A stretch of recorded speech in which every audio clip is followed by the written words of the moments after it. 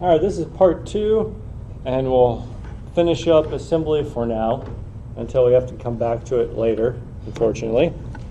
But we'll get a couple more examples done. We'll go through how we do comparison and jumping, and then how we do multiplication and division. Division is a little weird, and comparison I think is a little weird, but we'll finish up our basics of x86 today, and that way you can at least write basic x86 programs. So multiplication is easier than division in this? Yeah. Okay. All right. And again, I'm presenting it. I took it from, I guess his name's Zeno. Hey, look, he put his email address up there. Here's his creative license, so I'm not plagiarizing. All right, control flow. So when we do control flow in programs, we usually think of if statements, but a lot of times we think of loops. And we do need to have some mechanism in order to control our loops. Let's see, we've already called, procedure called itself. Let's see how goto manifests itself in assembly. Oh yes, do y'all do gotos in procedural? I think go-tos are frowned on, like some. Okay. I said they're frowned upon. People don't like when you do that stuff.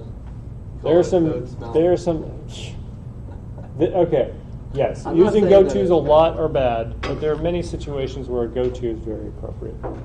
But by the way, when you go to assembly level, that's all you're doing. You're just calling go-tos. Yeah, I used go-tos a lot when I was making a text-based adventure in C++. Okay, so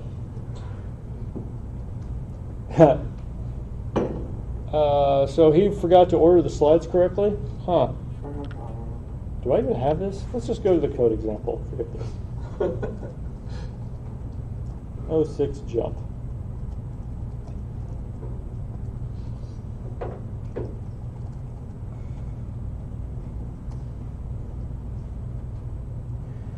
I'm not probably using go-to. Okay. So we have skipped and go-to for the win, followed by a new line and alt terminator. All right. Text section, global.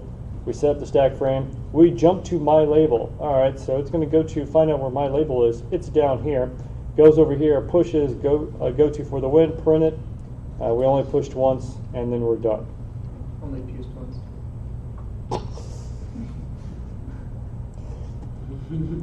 It was very tempting to add another S there. Oh, God. I would. You would have, yes. But you see, I have slightly matured. Slight. I would hope so. You're a lot older than me. It's like giving myself too much. You calling him old? Hey, I know. Hey, it's good to be old. Oh. They made it this far. Not everybody does. There is that. Also, he has like 4 kids, which is like just an exponential increase to how fast he ages, just out of stress. Yes. Anyways, He has to deal with people like us. so think about it. Yeah, that's the real stressor there. So we go to my label.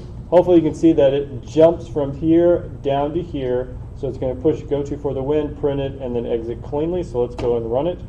And then just use go to for the win. Hey, look at that. Now, if I get rid of the jump, what do you think happens? It's going to go to push. Well, it prints skipped, Yeah. and then what happens? It passes by the ad, or it passes by the my level. No, it doesn't. Is it still going to go through it? Mm-hmm. Oh. Skipped, go to for the win. Now, if you wanted to get around that, you could do jump, exit, Oh, and then we could put a little exit label. okay. And now, it doesn't print the other one, it just skips it. So it would skip my label? So Yeah, it skipped to my label because it jumped from here down to here, and then I just put this jump back on it, so it's going to jump after this exit jump, and then go to my label, and then now it'll do go to for the win. okay. So my understanding is that it wants to go from top to bottom and it will jump to wherever. But if you jump and don't jump back, it'll just keep going back. Yeah, Right? yeah, it's still top down, just like your But program. if you want to keep jumping, you can jump back. Yeah, you can jump all over the place. Is that what a loop is? Does it just Kind keep of. We'll jumping? get to there. Okay. We're getting there. Yes. Well, yeah, other than like anything, what other like purpose is this? What would be- Oh, so a lot of times, okay, very common case.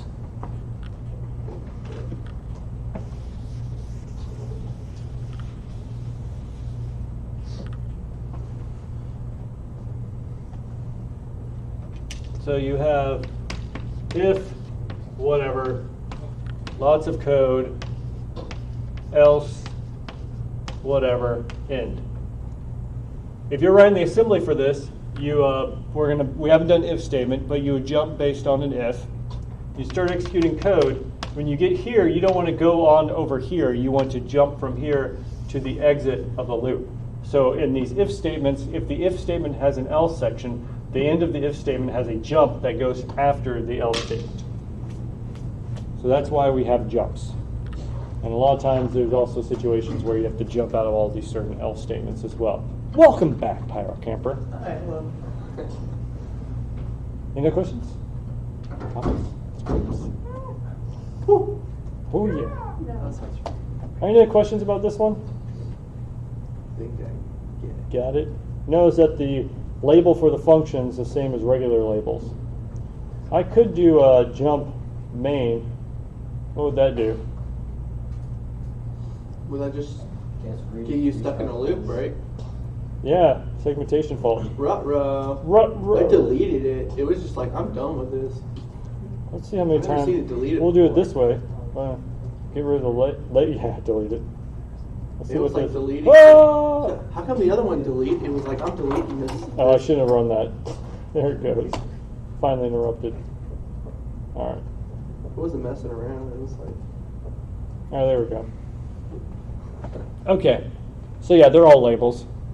that was all infinite loops. All right, how we doing? Okay. Good.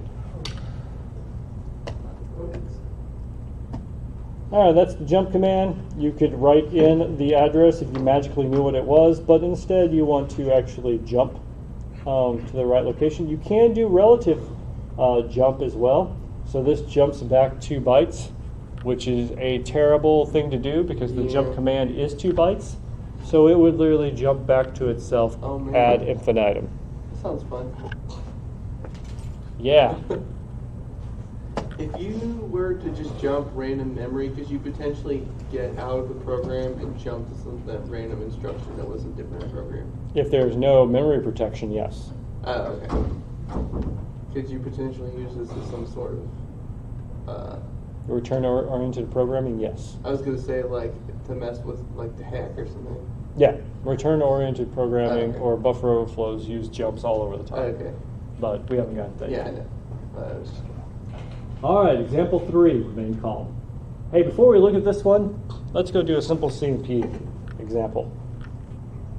Because there's actually a lot of things going on.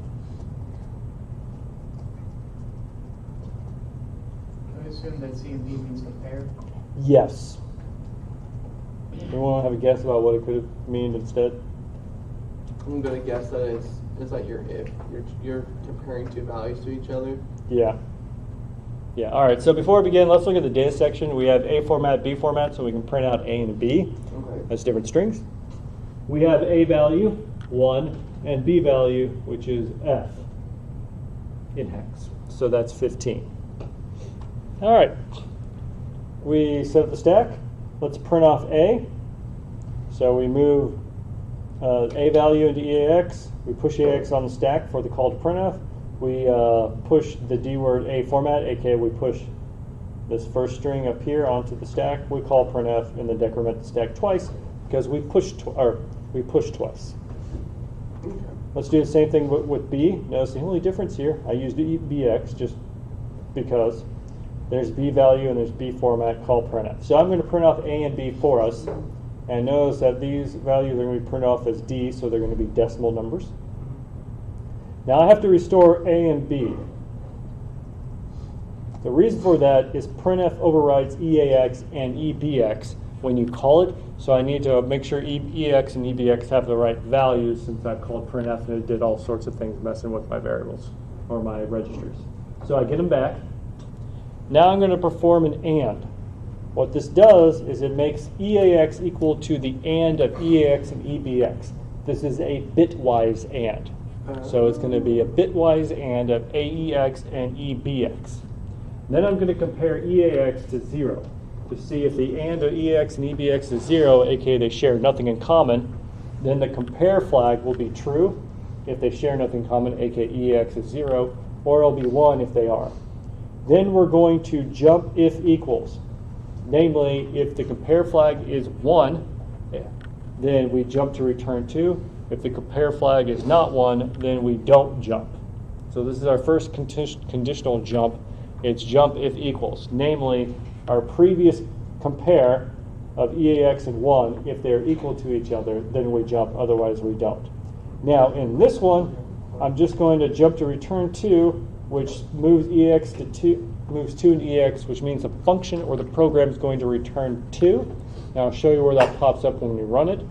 Notice in return 1, we're just going to return 1. Now the other thing I wanted to point out is notice that this label is also where the instruction is.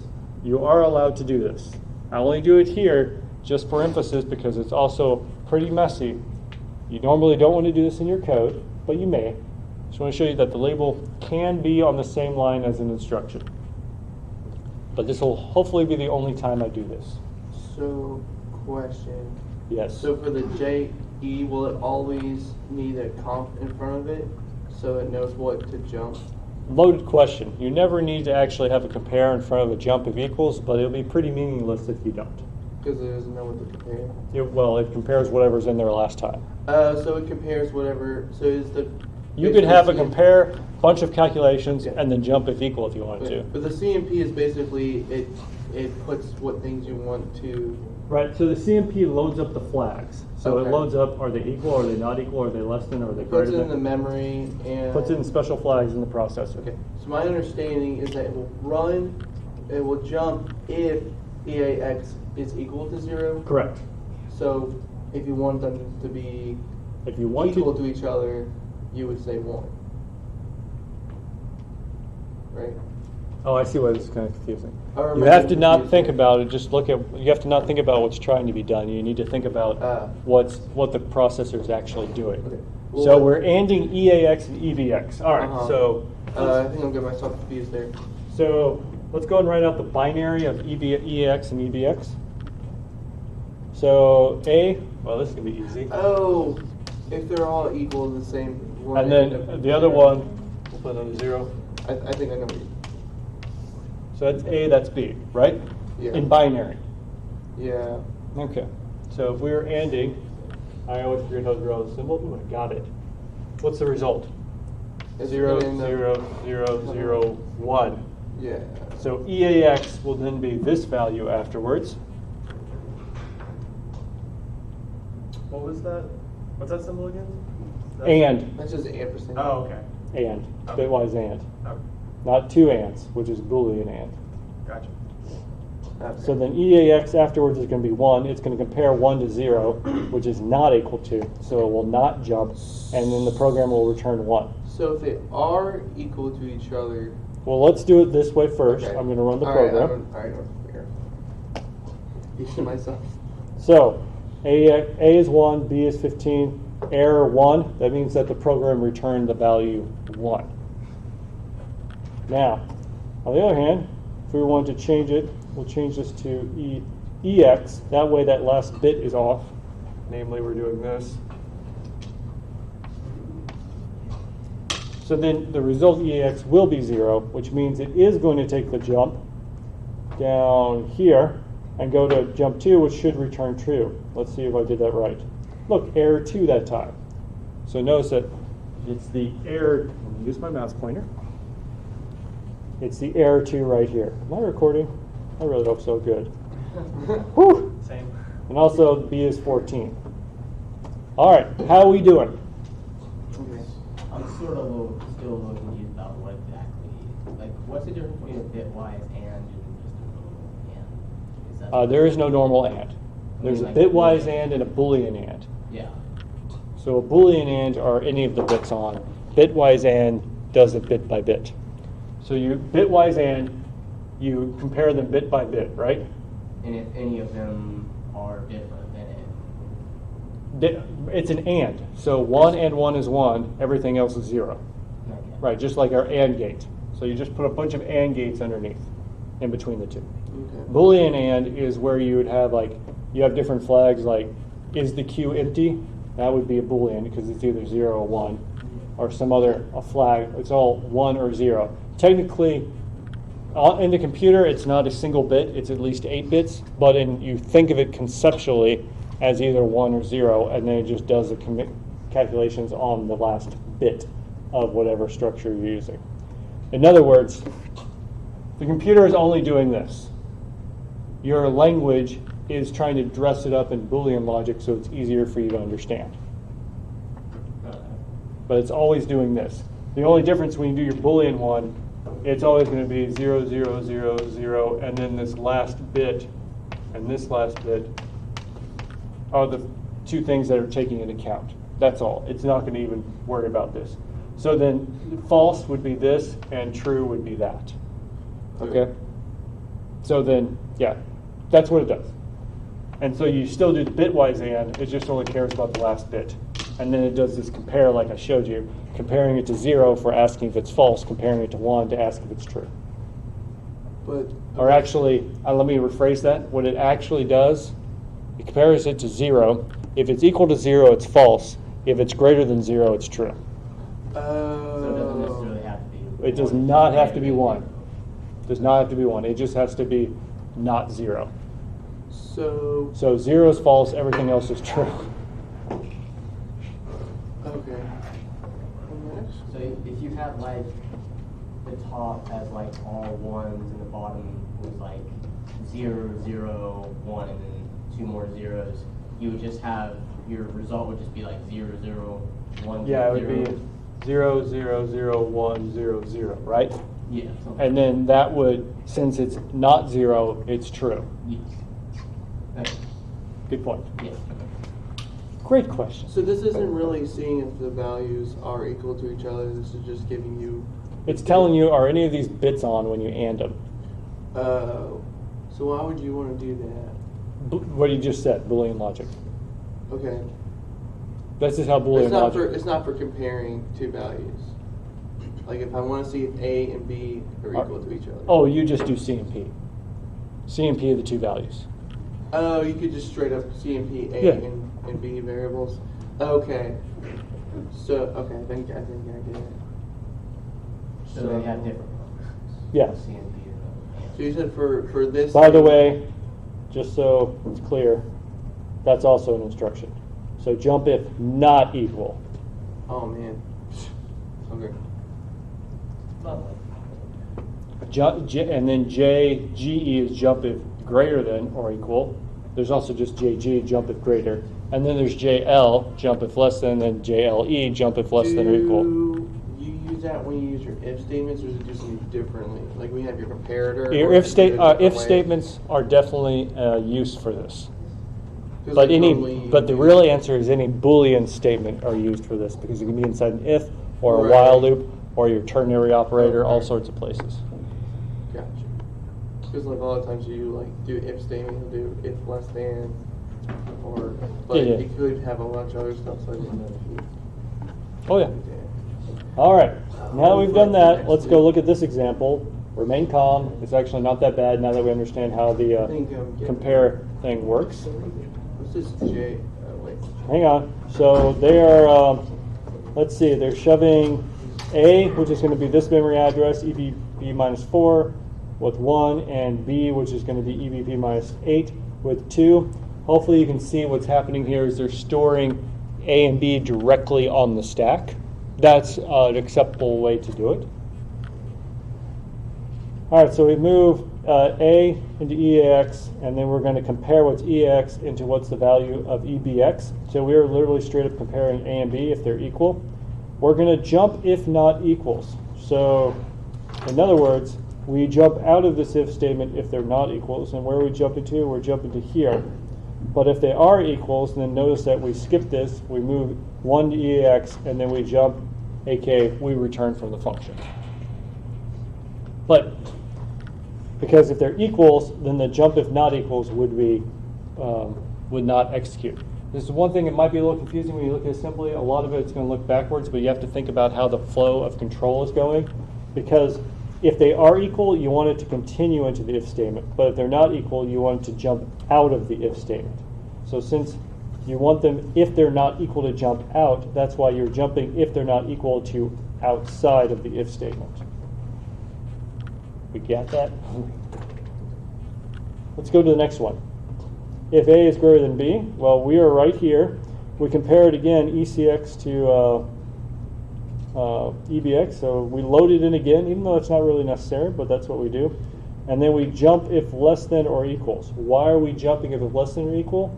Because that's the opposite of what our if statement is. Because if it's less than or equal, then we want to jump out of the if. But if it's greater than, then we don't want to jump and we can continue executing our code. Getting this? Okay. Yeah. So basically, if you're not going to return... 1 second. Let's do it Okay. one more time. Okay, yeah. One more time. Sure. So if they're not less, if it's not greater than, aka less than or equal, we are jumping to 42, which is down here. Again, we load up the values, and now we're going to jump if greater than or equals. Namely, if it's greater than or equal, aka not less than, then we want to jump outside of the if statement. Because otherwise, if it is less than, then we want to continue on and return the 3. Go ahead and ask your question. Okay. No, I was just trying to make sure I was following it. So basically, if it'll check to see if those things are true, and it's going to return, but if it's not, it's going to go to the next one. And so basically, if none of these things were true, it'll return 0, defeat, leave. Although, can it ever return the dead feast? Dead feast? Defeat and leave. It's defeat. Yeah, defeat? No, why not? Well, because A has got to either be equal, less than, or greater than B. It's gotta Right. be one of So, those. so it's never going to do that last return, but I did want to show you how you can code that up in assembly. This is actually a really good slide. How are we doing? We got it. It's a good one. So if it did get there, that means that your code's wrong. So you did something wrong. That your loop isn't right. Yeah, the trick here is it's the jumping. The jumping is based off of the opposite of what the You if sit there and provision. really think about what you're doing. Yeah, exactly. Well, the real confusion here is that if it's greater than, it's jump if less than or equal. So one common mistake some people make is they'll just do jump if less than, but you need to do jump if less than or equal because this is strictly greater than. So you got to So- think of strict negation. Is there a jump and less? Would that just be JL? Yeah, that's just JL with no E. Okay. And JG. Whew, good job. Yeah. But it's actually backwards, so job good, is, yeah, jump it greater than. Okay. All right, how are we doing? Doing all right. So one thing before we continue on, if I ever get to IDA, what's the cool thing about IDA is that it will actually do these if statements in a control flow graph. So every time you have an if statement, it'll actually branch it out into a box of code. And then, so right here, wow, this is not the code that we just saw, but this is basically a jump if less than. So if it's not taken, it'd go here. If it is taken, it'd go here. And this is nice because you actually have a graphical representation of your assembly code. And people use this in order to do reverse engineering, which makes things a lot easier for them because they can start labeling what each basic block, by the way, these blocks are called basic blocks. They can just label what each one of them does, and then IDA can sit together and start piecing it together for you, and eventually you can reverse engineer what the program is actually doing. It's a lot of, it's fun, but it's very, very time consuming. It takes a long time to do this. But some people are really good at it. You should have a very good understanding of assembly and Yes. how all it's actually. But since all your programs are in assembly, if you get good at this, then that means you can basically reverse engineer anything. Mm. All right. All right, we're going to stop.